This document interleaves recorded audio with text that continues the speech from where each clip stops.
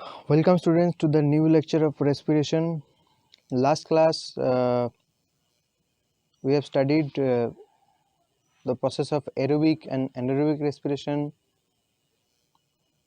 but today in link to that we are going to start up with muscle cramp. What is muscle cramp? Pain in leg or a muscle cramp while running. Okay, when someone runs too fast, he may experience throbbing pain in the leg muscle. This happens because of anaerobic respiration taking place in the muscle. जब हम लोग बहुत ज़्यादा काम कर लेते हैं या दौड़ लेते हैं या जिम कर लेते हैं तब क्या होता है, हम लोग का मसल में जो एनर्जी है, ग्लूकोज है, वो एनर्जी बनाना चाहता है. ओके, क्योंकि तब मसल को एनर्जी का जरूरत, जितना ज़्यादा काम करेंगे उतना ज़्यादा एनर्जी का जरूरत होगा टिश्यू को, सेल्स को.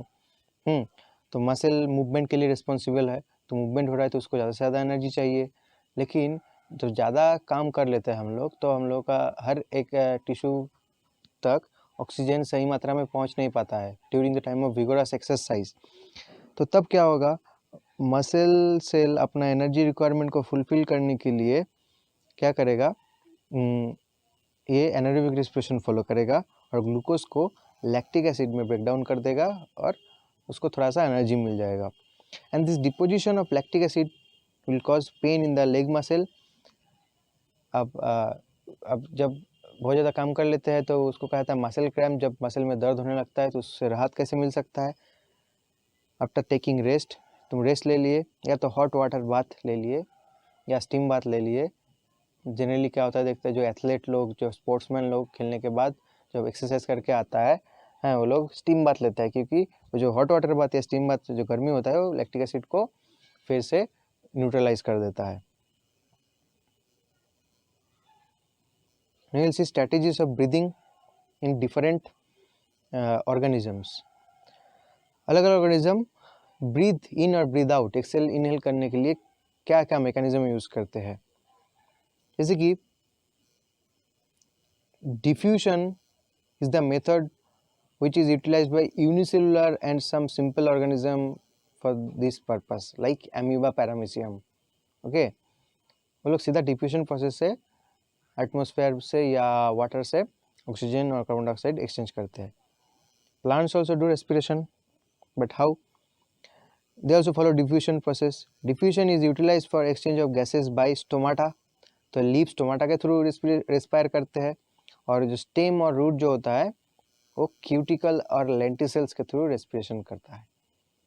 क्यूटिकल क्या होता है? Outer covering of the skin of plant, it's called cuticle. और लेंटिसेल्स जब एप्पल या यानी कि जब सेब या नाशपाती जब खाते हो तो उसका जो स्किन होता है उसमें बहुत ब्लैक कलर का छोटा छोटा डॉट डॉट डॉट डॉट छेदा जैसा दिखने को मिलेगा.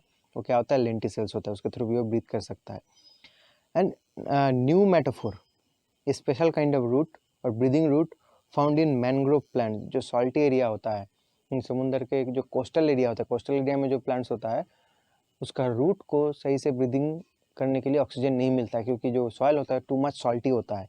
तो इसलिए वो क्या करता है, वो रूट ब्रीथ करने के लिए मिट्टी के अंदर जाके फिर ग्रेविटी के अपोजिट में बाहर आ जाता है. उस तरह का रूट को कहा जाता है न्यू मेटाफोर और ब्रीदिंग रूट.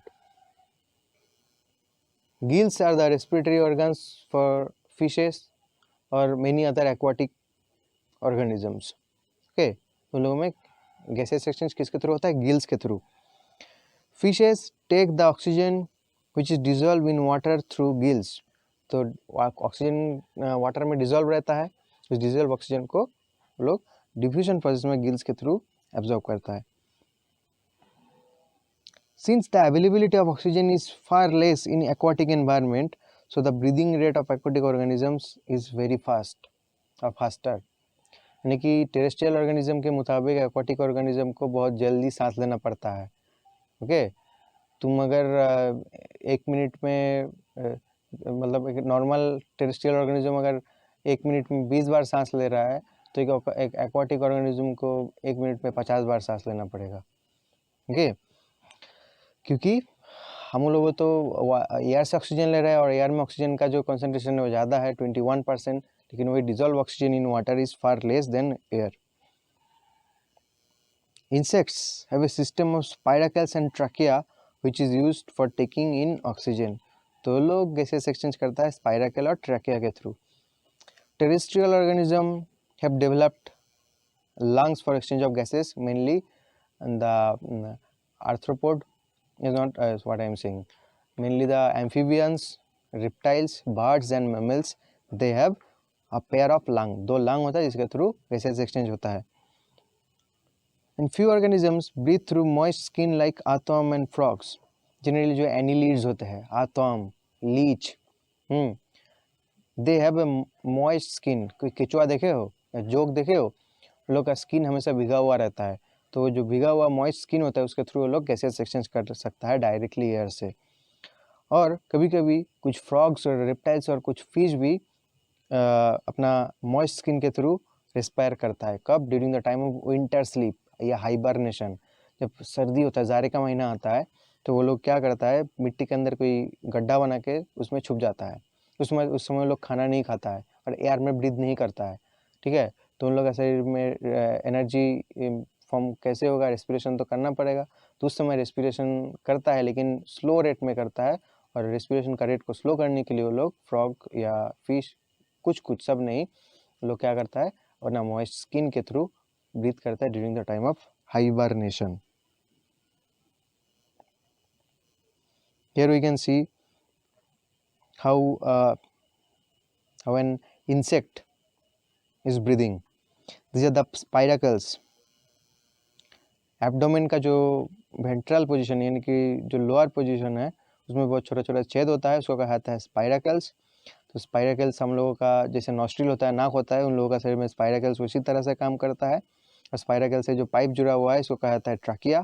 तो स्पाइराकल से ऑक्सीजन लेते हैं और क्या करता है, फिर से स्पाइराकल से वापस कार्बन डाइऑक्साइड छोड़ देते हैं. This is the process of breathing in insects. Now here we can see the structure of human respiratory system. ये स्ट्रक्चर देखना बहुत ही ज़रूरी है, क्योंकि फंक्शन अगर जानना है ह्यूमन रेस्पिरेटरी सिस्टम का तो पहले उसका स्ट्रक्चर, कोई भी जो सिस्टम है उसका फंक्शन अगर जानना है तो स्ट्रक्चर देखना ज़रूरी है. तो here we can see we are intaking air through nostril. नाक का जो छेदा होता है उसको कहा जाता है नोस्ट्रिल. नाक के अंदर जो पार्ट है उसको कहा जाता है नेजल पैसेज. अब नाक अंदर में जाके थ्रोट के आसपास जाके ख़त्म होता है इंटरनल नोस्ट्रिल में. और नाक जहाँ पे ख़त्म हो रहा है यानी कि नोस्ट्रिल जहाँ पे ख़त्म हो रहा है, नेजल पाथ यानी कि नाक के अंदर जो केव होता है, टनल होता है, देखते हैं हम लोग, नेजल पैसेज, ये ख़त्म होता है फेरिंग्स में. Pharynx is a junction of digestive system and respiratory system. इस साइड से निकल गया है डाइजेस्टिव ट्रैक्ट और ये है रेस्पिरेटरी ट्रैक्ट. तो फेरिंग्स एक ऐसा जंक्शन है जो कि डाइजेस्टिव सिस्टम और रेस्पिरेटरी सिस्टम को कनेक्ट करता है. And that is why when we take food और वाटर, हम लोग का माउथ के अंदर एक घंटी जैसा स्ट्रक्चर होता है. ऐसे मुंह खोलोगे तो यहाँ पे मुंह के अंदर एक घंटी जैसा स्ट्रक्चर मिलेगा. जब टॉन्सिल होता है तो ये फूल जाता है, इसको कहते हैं उवुला. तो उवुला क्या करता है, फेरिंग्स को बंद कर देता है जब हम लोग खाना खाते हैं या पानी पीते हैं.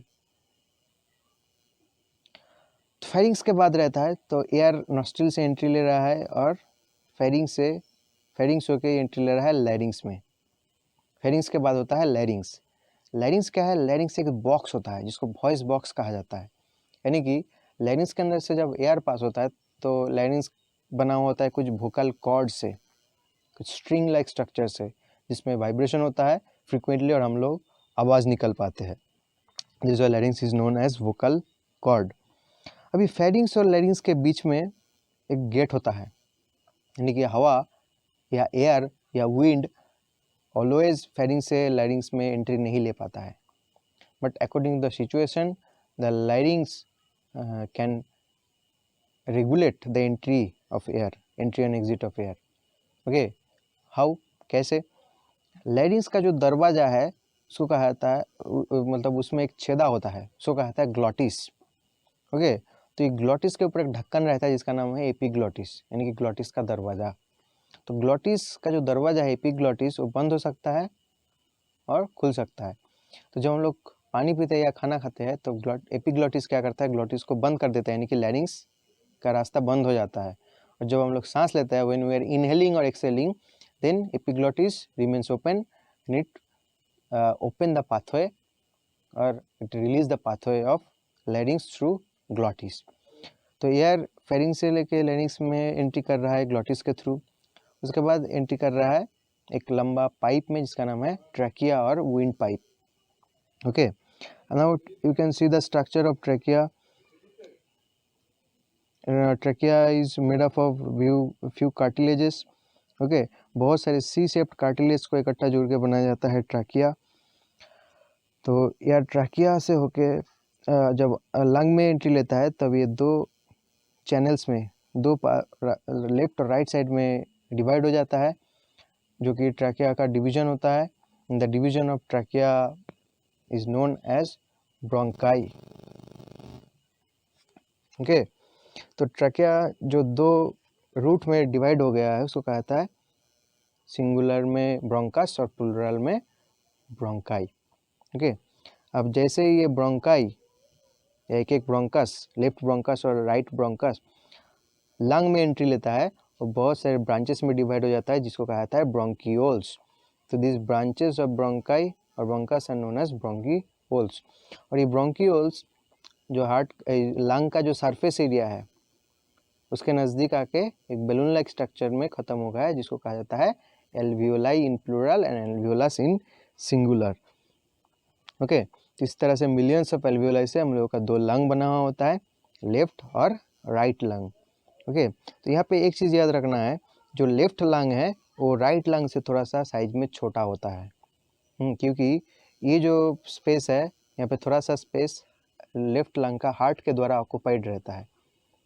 इसलिए हार्ट को एकोमोडेट करने के लिए जो हम लोग का जो चेस्ट कैविटी है, लेफ्ट लंग का साइज थोड़ा छोटा होता है in compare to right lung. और लंग का एक बाई मेम्ब्रेनस कवरिंग होता है। ये लंग का जो कवरिंग हम लोग देख रहे हैं that is known as pleura. Pleura is a double membranous और bimembranous covering of our lungs. Okay, और क्या चीज़ यहाँ पे देखने को मिल रहा है, लंग के नीचे एक मेम्ब्रेन होता है जिसको कहा जाता है डायाफ्राम। इस डायाफ्राम क्या करता है, हम लोग का चेस्ट कैविटी को एब्डोमिनल कैविटी से सेपरेट कर रहा है, यानी कि जो पेट, जो चेस्ट रीजियन है उससे जो पेट, यानी कि जो जहाँ पे बेली होता है, जहाँ पे डाइजेशन के लिए इंटेस्टाइन वगैरह होता है, स्टोमक इंटेस्टाइन, उस कैविटी को कहा जाता है एब्डोमिनल कैविटी। तो डायफ्राम क्या कर रहा है, चेस्ट कैविटी और एब्डोमिनल कैविटी को सेपरेट करके रख रहा है। ओके, तो these are the main structural units of structural organization of our respiratory system। अब इसको प्रोटेक्ट करने के लिए हम लोग का रेस्पिरेटरी सिस्टम का जो मेन जो स्ट्रक्चर, इसको प्रोटेक्ट करने के लिए चेस्ट रीजन में एक पिंजरा रहता है जिसको हम लोग बोलते हैं कि रिब केज।